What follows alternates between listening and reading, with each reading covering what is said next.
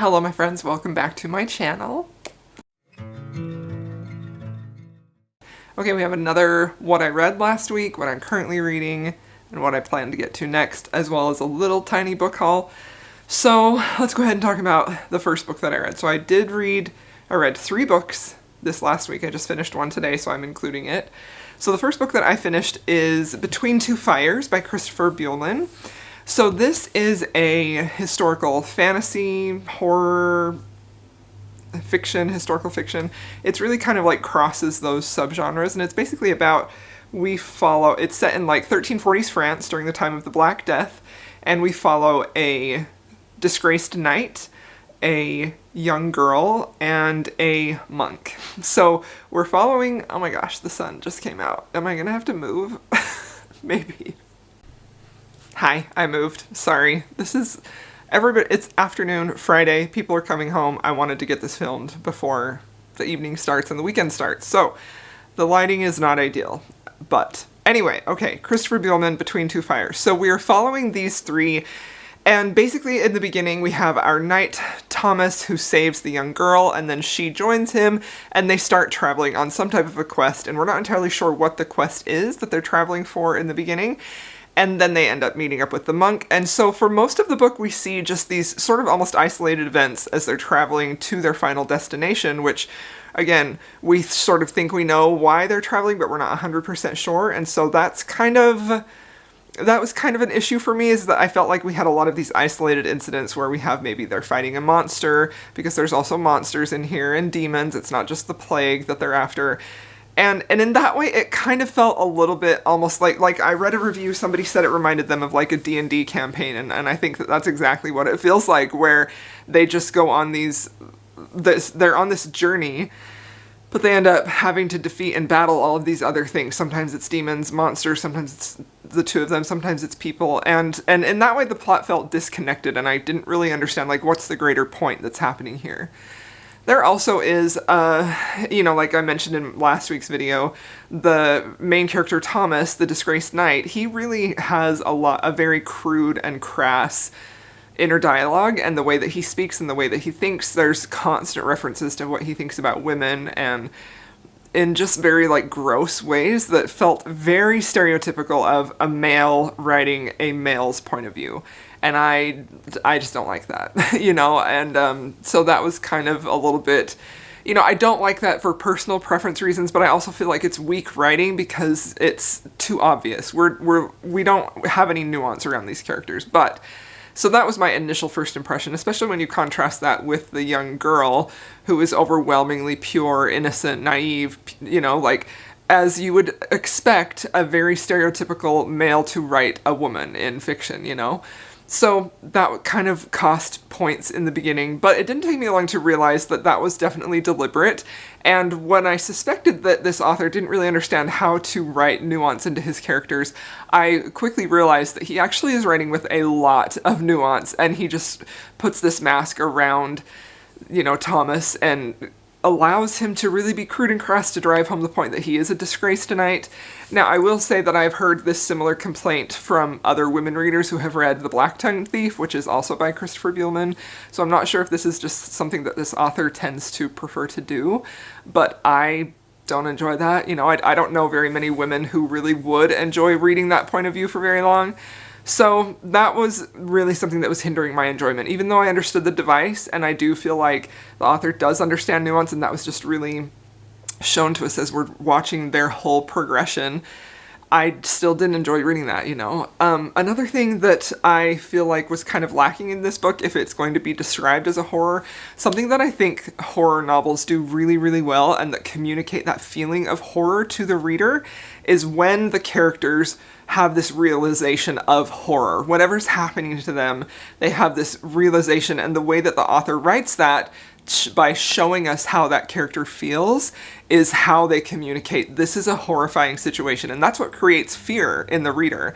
And I don't think that that happened here. I feel like a lot of things that these characters feel and think is told to us rather than shown to us, and I think that is a flaw in the omniscient point of view. And I know he's using that for a reason, a very, very clear reason, and there are times when I think that omniscient point of view works. Like, there are some scenes that we get to see that aren't from those three characters' points of view. Even one time it was a mouse, which I kind of thought was interesting to give you a different perspective on the story and what's happening in the world at this time, because it's not really them against demons, monsters, or the Black Plague. It's a very clear allegory, biblical in nature, of what is happening to the world at this time. And I did find that to be fascinating, and I really did like the ending, even though it was rushed. I think the ending in this book was very rushed. I like how it was left up to your interpretation, and I think you can interpret how this book ends in a variety of ways, and I really liked that, and I also liked the redemption arc, specifically of Thomas and what happens to him. So I gave this book a 4-star on Goodreads. I think really, if I'm thinking about this just from a purely enjoyment point of view, it's probably like 3.5. But I rounded up because I did really like and admire how he used his writing craft in a very clever, subtle way, where he's not spoon-feeding you anything that he's trying to tell you. He's putting it into things for you to interpret, and I really admire authors who do that. But just as a purely, did I enjoy reading this? Not really. I missed a lot of having a cohesive plot thread running through the whole thing, and I had some issue with just the overwhelmingly crude and crass way that the main character, Thomas, thought, specifically about women, but also just about, like, bathroom humor. And I know, I get it, right? Like, I'm not saying I don't get it, but I still didn't like it. So anyway, a very generous 4 stars for that one. But would I recommend it? Very hesitantly. Very hesitantly to people who, if you have similar taste to me and maybe you're curious about this, give it a shot. If you like reading things for seeing how the author uses their craft, then I think you would enjoy this. But just as a story or character piece maybe, story no. Okay, so the next book that I read was Dual Devotions by Sarah McConkey. I'm going to put this down because it's kind of glaring, and I'll just put a picture up here. So this is a historical romance that recently came out this year, and I really enjoyed this. I gave this one 4 stars. I thought that this was very beautiful and soft and lovely, and the basic premise of this book is just that we have 2 main characters who grow up, their families grow up close together as children. The boy and the girl are sort of, their family thinks that a marriage between them would be great. So when they're children and they're playing and hanging out, it's still just sort of understood that one day you'll grow up and you'll marry each other.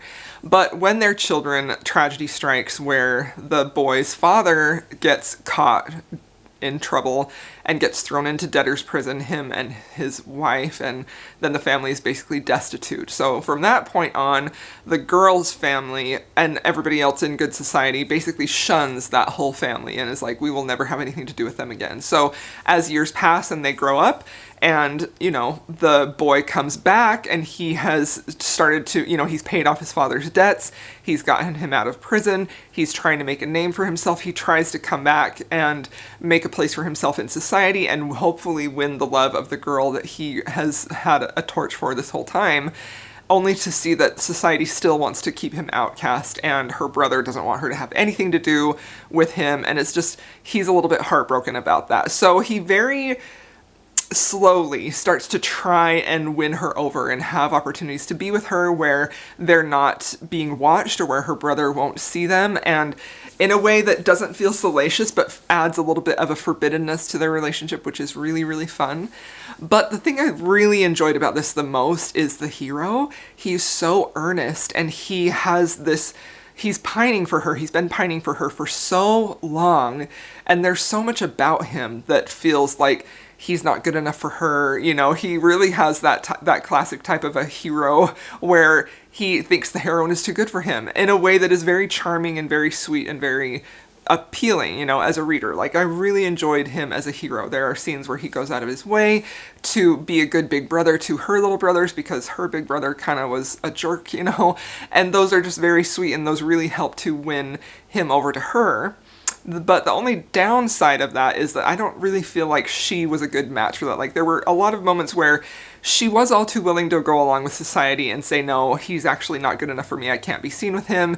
And also, like, it wasn't returned. Like, all of his earnestness and his gestures of, you know, sweet tenderness and trying to win her over didn't necessarily feel like like she wanted them, but she didn't want society to see that. And I feel like that adds a realism there for sure, but it also makes it feel like, why don't you like him? Like he's, you know, like it made me feel like stand up for your man, you know, like that's how I was feeling about that. So overall, I think this was really, really beautiful and very slow building, lots of character work here done. And that's again, like that's something that I really enjoyed about this is how the character work for the hero was done. And I think that it's all too common in romances to see not much work done on the hero, all of the work on the heroine. And I really like when we get to see more in depth of our hero. And I also just really like the type of hero that he is, where he's not like an experienced rake, he's not just out to seduce her, like he genuinely just loves her and wants to be around her and just craves her presence and thinks she is just like hung the moon, you know, like I just really loved that about this. So I would recommend this. I thought it was very sweet and very romantic. It is definitely a slow building story and a slow paced story, but I like that personally. I thought it was really beautiful and really well done, but there were a few things that kept it from a 5-star, but overall I enjoyed it and I definitely plan to pick up more from this author. So 4 out of 5 stars for that one. Okay, and then I read volume 4 of Laura Olympus. I'm going to put a picture up here because the sun. I have read the webcomic, you know, I was caught up until sometime last year when I wasn't caught up anymore, but I was just browsing at Barnes & Noble and my husband was like, hey, here are those books that you like, because he recognized book volume 1 and 2 and 3 that I already have. And I was like, oh yeah, I haven't caught up with those. So I bought volumes 4 and 5, and then I thought I really kind of want to get back in and read it, especially because of the announcement that Rachel made where, you know, the whole comic is going to be ending on May 11th for the Fast Pass. So that's when the whole series is going to be ending, and I just thought I want to reacquaint myself with the world, so plus I just bought them and I just love the illustrations. I mean, they're so beautiful. I that's the thing that anyway, this is a webcomic about Hades and Persephone. It's absolutely delightful if you don't know about it. It's fantastic. It's so charming, so sweet, and so funny, and I just love and adore their little romance. I think it's just perfection. And yeah, so I had a great time rereading this, and I gave it 5 stars. It was just so much fun. So, and then the next book that I read is One Kiss Alone. So this is book 3 in the Penleith series. This is a series of historical romances that I've been reading, and I really enjoy this series. Like, I love this series a lot. The whole thing is on Kindle Unlimited, and it follows siblings. The first 3 books follow siblings. So book 1 is the sister, book 2 and 3 are the 2 brothers. So this is our last brother, and when this book opens, he is sort of recovering from a little bit of betrayal and a broken heart. And so he is a very famous, well-known poet who's sort of known for these very romantic, beautiful words. So a lot of ladies, you know, kind of swoon over him all the time. And he has been traveling for a few years to kind of heal his broken heart. And so he finds himself in Italy. And he's in this carriage traveling across Italy in the beginning of this book.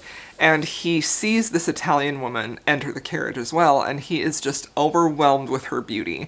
And this is probably the first book in this series where we have a situation like that, where the hero is just like so smitten with how attracted he is to the heroine. And that is always a fun thing to read, but I feel like it gets very tired in romances, and I tend to have not a lot of patience for that.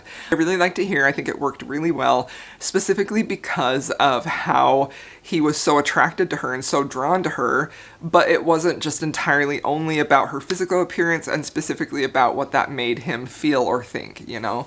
It also had a lot of layers about he just couldn't stop thinking about her, he was thinking about the way that she talked or some things that she had said or an expression she had, and all of those things I think are so much more enjoyable than just a very base look at that body, look at that face, you know? So I really liked that part of this. Anyway, they meet in Italy in this carriage.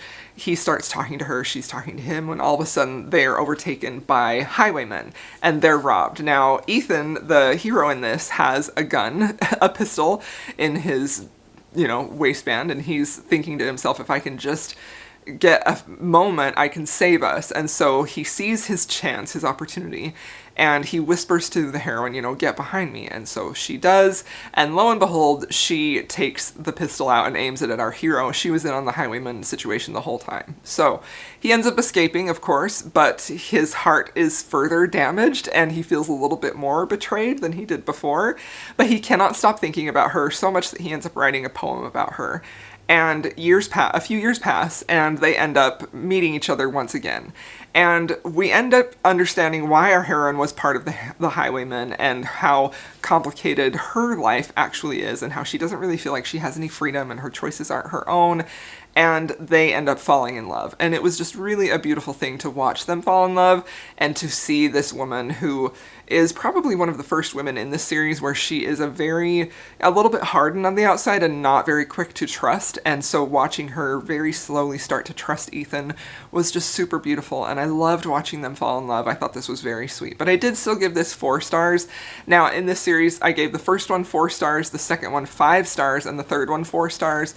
And of those 3, this one is my least favorite. And I think that's, again, mostly because of the way it relies on how much he is attracted to her. And I feel like books 1 and 2 really went in a more interesting way of how they were attracted to their women and, the men. I really liked how the relationships developed in books 1 and 2 a little bit better than this one. But this one was still a very fun read. I still really enjoyed it. I think this author really does a good job of developing the relationships and the characters, and she handles, the nuance of all of these complicated emotions, and how, choices aren't just so simple, and maybe miscommunication happens in a way that feels very realistic and not ever like a plot device or a trope device. And that's something that I just really love and appreciate about this author. So I gave this one 4 stars, but I definitely recommend it. I recommend the whole series. I think it's fantastic. And like I said, it's on Kindle Unlimited, so you should read it if you're looking for a new historical romance and you have Kindle Unlimited. Okay, and then as for what I'm currently reading, the next audiobook that I picked up is The Rage of Dragons by Evan Winters. This is an epic fantasy about, it says on the back, Game of Thrones meets Gladiators, or The Gladiator, and it says a world caught in an eternal war, one young man will become his people's only hope for survival, and it does have dragons in it. So all I've read so far is the prologue. I just started this today. And I will tell you right now, this is one of the best audiobooks that I have listened to in a really long time. The narrator is fantastic. He really has a way of making this feel very epic, and you just feel like you're right there. The prologue starts off with a bang, where we're like put right into the middle of a battle, and there are dragons, and there are different people who are, trying to make sure that their people survive, and it was enthralling. So I really, really liked the prologue of this, and I honestly can't wait to keep reading. I am hooked. I'm very hooked. I think the writing style is beautiful. And again, it's hard for me, because I listened to the audiobook and I didn't read it physically, I'm kind of wondering like how much of that was actually beautiful writing and how much of that was actually the narrator's performance, because the narrator is doing such a good job. I really feel like this is a case where maybe he's elevating the story a little bit, but it's just an absolute delight to listen to. And if you have Spotify Premium, which I do, this audiobook is included on there. So I am enjoying the heck out of this. I'm having a really good time, and I just hope that it continues. It's, again, like I've only read the prologue, but I was very hooked. I was very hooked with the way that I was put right into the story without feeling info dumpy. I was given just enough information to know what was happening, while still having a lot of questions, obviously, about the world and the characters, but I am 100% invested in this, and I can't wait to keep reading. So very excited about this. And then I'm still on my Kindle. I am still reading the Julianne Long, my season of Scandal, and still really loving it. I just haven't had a whole lot of physical reading time, so other than I did read Lore Olympus, but that goes so fast, So I am going to be reading this. My goal is to finish it this weekend. I believe I said that last weekend, but that's my goal. I've been working a ton, and thus I've been getting through a lot of audiobooks very quickly. So, and then another book that I want to get to is Volume 5 of Lore Olympus, because I want to continue on with this, and then I want to get caught up on the comics, the web comics, before May 11th, because I gotta know how this series ends. So, all right, and then a book that I want to get to once I finish the Julianne Long on my Kindle. The next book that I'm going to pick up on there is probably going to be King of Sloth. I think I'm going to physically read that. I know the audiobook is out too, but I kind of want to physically read it, because I always physically read Anna Huang's books. I used to be on her ARC team, but I kind of just didn't reapply when she redid her ARC team, because I just haven't done a great job of keeping up with ARCs. I love Anna Huang and I love her books, but kind of the pressure of ARCs is something that I'm kind of trying not to do as much. So I am very excited to get to King of Sloth. That's probably what I'm going to read next. So a little book haul. I did go to Barnes & Noble, picked up these two with the Barnes & Noble special edition covers, which I love. And then I also saw this lovely book, which I think is just so freaking beautiful. This is Song of the Six Realms. This is a YA fantasy, Asian inspired, and I was reading the blurb because I don't believe that I've ever heard of this before, but it's basically, we have our heroine who's a young talented musician. She's an orphan. Her uncle arranges for her to have an apprenticeship at one of the most esteemed entertainment houses, and then that's where she meets her patron, and he's a young man of nobility, strangely kind and awkward, and surprises her with an offer that is serve as a musician in residence at his manor for just 3 years, and he'll set her free of her indentures. So I think this has potential to just really, really wow me, and honestly, I just couldn't stop staring at the cover. Like, the illustration is just so freaking beautiful, if I can put it. Oh my gosh, I just think it's so stunning. So there you have it. Those are the books that I have read. Those are the books I'm currently reading, and that's what I want to get to next, and a little book haul. I think I've got everything covered. So thank you so much for watching this video, my friends. I hope y'all enjoyed it, and I will see you in my next one. Let me know down below what you have read recently and loved or didn't like, and I'll talk to y'all later.